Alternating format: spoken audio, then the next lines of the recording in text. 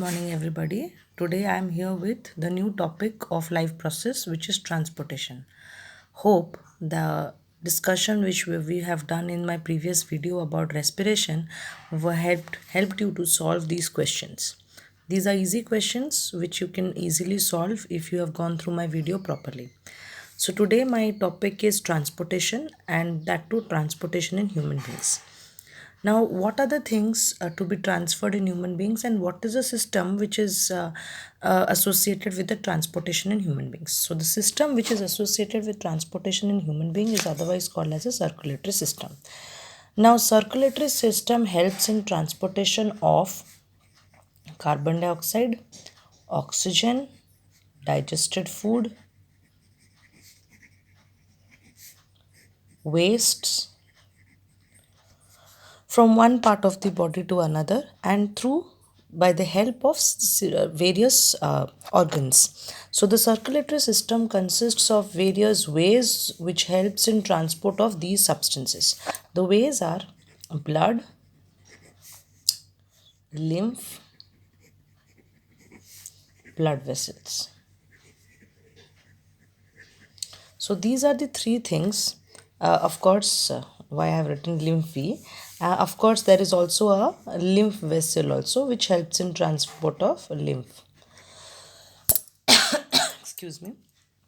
So these all substances have to be transported throughout our body, and the base which forms which forms on which these all substances are transported is blood. Some amount is transported in lymph, and blood flows through lymph blood vessels, and lymph flows through lymph vessel. So this we will be talking later on in our discussion, but now which is the most important and vital for the transportation in human being is blood and lymph. Blood and blood vessels. Now, for blood to flow, blood is a fluid connective tissue, so its nature is it is fluid, and this fluid connective tissue flows through blood vessels. But there has to be a pumping organ which would be pumping the blood, and due to the pressure created by that, the blood will be moving, and hence the pumping organ through which by the help of which the blood is flowing through the blood vessel is heart. So heart is the main important part of the circulatory system of human being. It causes or it brings about a pressure. This pressure helps in flow of blood in the blood vessels. So today we will be discussing about these things. So first let us start with the major organ of circulatory system, which is the heart. Now I'll be drawing a simple diagram of heart just to explain you the different parts of heart. So let us consider this box as a heart. I'll be showing you the structure later on, but now let us first understand the real concept behind it. If this box is the heart, and we all know that we have a 4-chambered heart, so I've divided this box into 4 chambers. Now your left is the copy's right.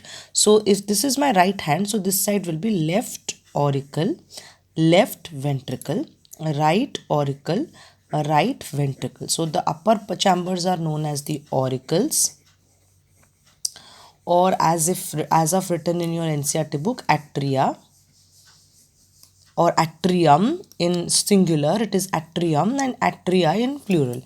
And the lower chambers are known as ventricles. So this side is the left auricle and the left ventricle, and this side is the right auricle and the right ventricle. Now, what we do is these 4 chambers of the heart are separated by the help of auriculoventricular septum.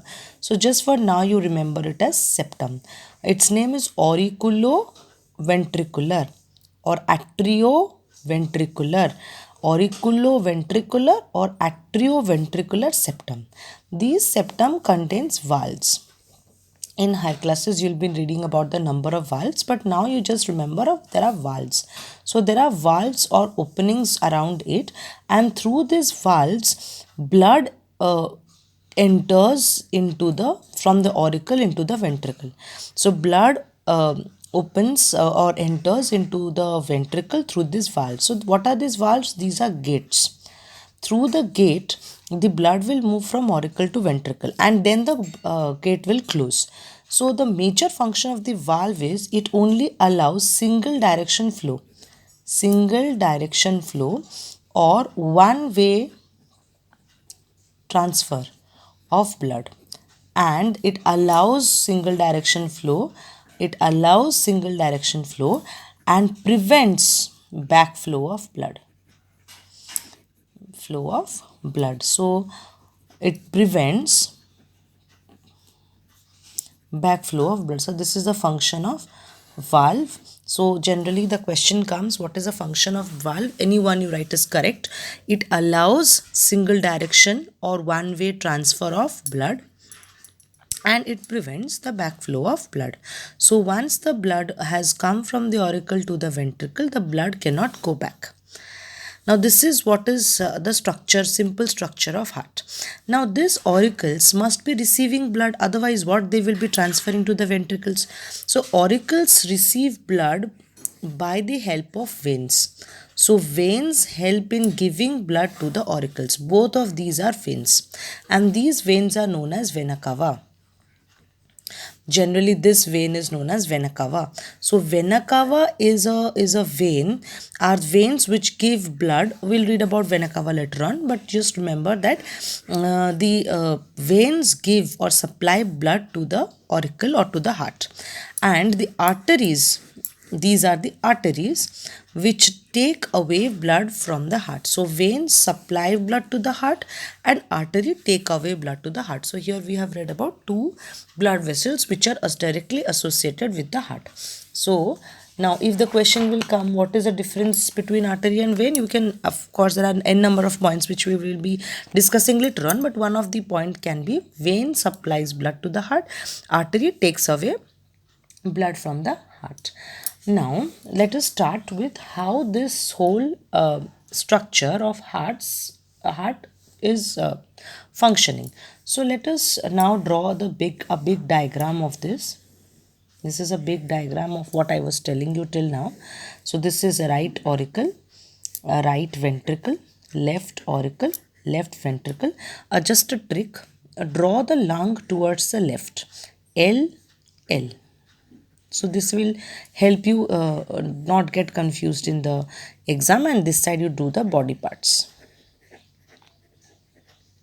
So draw the L for lung towards the L for left side. Now lungs generally give, now when the deoxygenated blood or carbon dioxide rich blood reaches the lung will be giving oxygenated blood. So let's start with different body parts. Now, but from the body parts, you tell me which kind of blood will be coming? Carbon dioxide rich blood. So, carbon dioxide rich blood or CO2 rich blood enters the right auricle. Now, CO2 rich blood enters the right auricle. This is done by vena cava. This is a vena cava which takes carbon dioxide rich blood from different parts of the body to the right auricle. From the right auricle, the blood flows to the right ventricle through the valves which are present here. Valves prevent backflow of blood. From the ventricle, I have told that there will be a what? Artery. Yes, so there will be a artery. So this artery will be taking blood directly to the lungs. This artery is taking which type of blood? Carbon dioxide rich blood. Now we all know that arteries carry pure blood, but this special artery carries carbon dioxide rich blood, and therefore this special artery's name is pulmonary artery. Pulmonary artery carries carbon dioxide rich blood, which we locally called it as deoxygenated blood, to the lungs. Now at the lungs, the lung will take all the carbon dioxide and release back the oxygen. Now the oxygen rich blood will enter into the left auricle. So this blood which is coming out of the lung is the oxygen rich blood. This oxygen rich blood moves into the left auricle. So left auricle, I have told that the auricles always receive blood through vein. Now this, we all know that veins function is to carry impure blood in lower classes, but this is a special vein which is carrying pure blood, which is oxygenated blood. So this vein is known as a pulmonary vein. Pulmonary vein. So the pulmonary artery carries carbon dioxide rich blood. Pulmonary vein carries oxygen rich blood into the left auricle. Now left auricle also passes the blood to the left ventricle through the valve, and valves prevent backflow of blood. Now this blood in the ventricle is again pumped out through another artery. Now this artery will connect to different parts of the body. So this artery will carry blood to different parts of the body, and what kind of blood it will be having? Oxygen rich blood. It will be having the oxygen rich blood which will be carrying it to different parts of the body. Hence, because it carries blood to different parts of the body, this artery needs to be very big, and this is known as the aorta. So aorta is a biggest artery which is taking blood. Which blood? Oxygen rich blood from the left ventricle to different parts of the body. Now see, this is the heart. This is, let us take, we have assumed this is heart. Now this heart, in this heart, this is one time flow of blood. This is one time flow of blood, and in the heart only this is second time flow of blood. So how many times blood went into the heart? Double, or two times. So because there is two times flow of blood into the heart, it is called as double circulation. It is called as double circulation. So in human beings we can find out double circulation of blood in the heart. Now this double circulation is very much a very important phenomena which occurs in case of human beings. We are talking about human beings only, but this human beings carry out this by the help of four chambered heart. So because we are having number of chambers as four, we can easily do double circulation. But what about those organisms who do not have four chambered heart? Like for example, fish has two chambers, a reptile has three chambers, of course except crocodile, but it has three chambers. So how they will do, and what is the benefit we are getting because of four chambered heart? It is of course written or specified in the book. Now let us see where it is there and what we have to give how we will study. In animals, see, and animals that have high energy needs such as birds and mammals, which constantly use energy to maintain the body temperature. Now this double circulation occurs in case of mammals and birds. Where it is there? Yes, such as birds and mammals. Why? Because it is constantly using energy to maintain the body temperature. But in animals that do not use energy for maintaining the body temperature or for this purpose, the body temperature depends on the temperature of the environment. Such like amphibians or many reptiles have three-chambered heart, can tolerate some mixing of oxygenated and deoxygenated blood. Fishes, on the other hand, have only two chambers of heart, and the blood is pumped into gills, is oxygenated there, and passes directly to the rest of the body. Thus, blood goes only once through the heart in case of fish during one cycle of the passage of the body. On the other hand, it goes in the heart twice in each cycle of other vertebrates. This is known as double circulation. Now, in case of, it is specified here, in case of amphibians and reptiles, there is mixing of oxygenated and deoxygenated blood because they do not require sufficient amount of energy for maintaining their body temperature.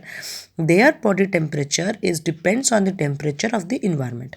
But in case of human beings, double circulation is required because we have to maintain our body temperature always, irrespective of the temperature of the environment. Hence, we have this we have this double circulation in which there is no mixing of oxygenated and deoxygenated blood.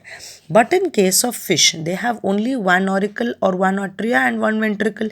In them, blood is flowing only once. It is not flowing twice because it is specified here have two chambers of the heart and the blood is pumped into the gills. The blood is pumped to the gills, is oxygenated there. The blood is oxygenated in the gills and passes directly to the rest of the body. Blood is pumped to the gills. At the gills, oxygen is mixed with the blood, and from that the blood goes to different parts of the body, and then the deoxygenated blood from different parts of the body enter the heart again, and from the heart again it goes to the gills for where it is getting oxygenated. So blood is only flowing once in case of fishes, but in case of human beings blood flows twice. Now this is all about heart and its functioning. Now heart is helped by the two important things, which is artery and vein. Veins carry blood into the heart and arteries carry blood outside the heart. So let us now discuss the difference between artery and vein. It is a very important topic, so you have to keep a note. Artery and vein. Now on the basis of structure, artery is thick-walled, veins are thin-walled. This is point number 1. Point number 2, there are no valves present in arteries, but here valves are present in veins. Of course, the function of valve is prevent backflow of blood. So these are the two differences on the basis of structure. Second, on the basis of function. On the basis of function, artery carry oxygenated blood except pulmonary artery.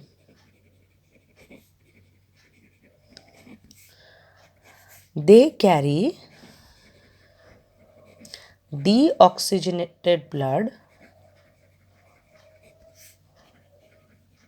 except pulmonary vein. This is the function. Then the location. They are present deeply seated in our body. They are deeply seated in our body.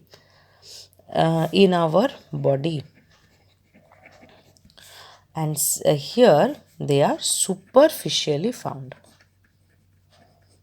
Veins are superficially found. We can see the veins in our hands, and see, I can show you my two veins. You can see easily. So veins are found, can be found superficially. So this is a very important difference in the exam point of view. In exam, questions come like give to structural difference between artery and vein, give to functional difference between artery and vein, write about the difference between the location of artery and vein. So this is how it will help you in the exam. Now let us move on to the topic of blood. Now into all these things, what flows is blood. Now blood has three parts. Actually blood has two parts, but let us make it blood has four parts better. One is plasma, and the other three parts is the solid part. This is the liquid part. Liquid part is known as plasma, and the solid part is RBC, WBC and platelets. Now plasma is the fluid part of the blood, which contains maximum number of most of the nutrients are present, but maximum number is of protein. RBC is otherwise called erythrocyte, which contains hemoglobin, and that is why it is red in color, and it helps in transfer of respiratory gases. You will be reading more about it in higher classes. Its lifespan is only 120 days. Lifespan is only 120 days. This is extra information. Let me know. WBC, they do not have, they are amoeboid and they do not have a particular structure. And these are biconcave. These are amoeboid. They do not have any fixed structure, and they help us in providing immunity. And platelets, they help us in giving, they protect us from clotting, or they help in clotting of blood. They help in clotting of blood and protects us from excess loss of blood. So this is all about the different parts of blood and what are their working. Now let us move into the next topic, which is lymph. Lymph. Now we all know that this is, if this is the artery and inside the artery blood is flowing, these blood vessels have some pores, very minute pores on their surface, and while the blood is flowing through these arteries, some amount of plasma with some WBC, plasma with WBC leaks through these pores and starts running parallel to the blood vessel. Now this is known as lymph. Some amount of plasma, WBC, and some salts, some proteins, they start coming out of these pores, leaking out of these pores and moving parallelly with that of the blood inside the artery or the vein, and this is known as the lymph. So lymph is, and this is in between tissues, and therefore it is otherwise also called as tissue fluid. And because it contains WBC, so it helps us in providing immunity. It also transfers a number of substances to the destination. Let us go through the book for this. There is another type of fluid which is involved in transportation, and this is known as a lymph or tissue fluid. Through the pores present in the walls of capillaries. Capillaries are the thinner parts of, if this is a artery, the artery branches out to form thinner tubes which are known as capillaries, and capillaries join to form a vein or a artery. So these are known as capillaries. Upon getting one organ, so if this is a organ, the artery takes blood to the organ, it branches out to capillaries, the blood enters into the organ, and from the organ the deoxygenated blood comes out through the capillaries again, and they finally end up in making a vein. So this is a vein and this is a artery. Okay, so now through the pores present in the walls of the capillaries, some amount of plasma, protein, blood cells, this blood cell is WPC, escape into the intercellular space in the tissue to form a tissue fluid or lymph.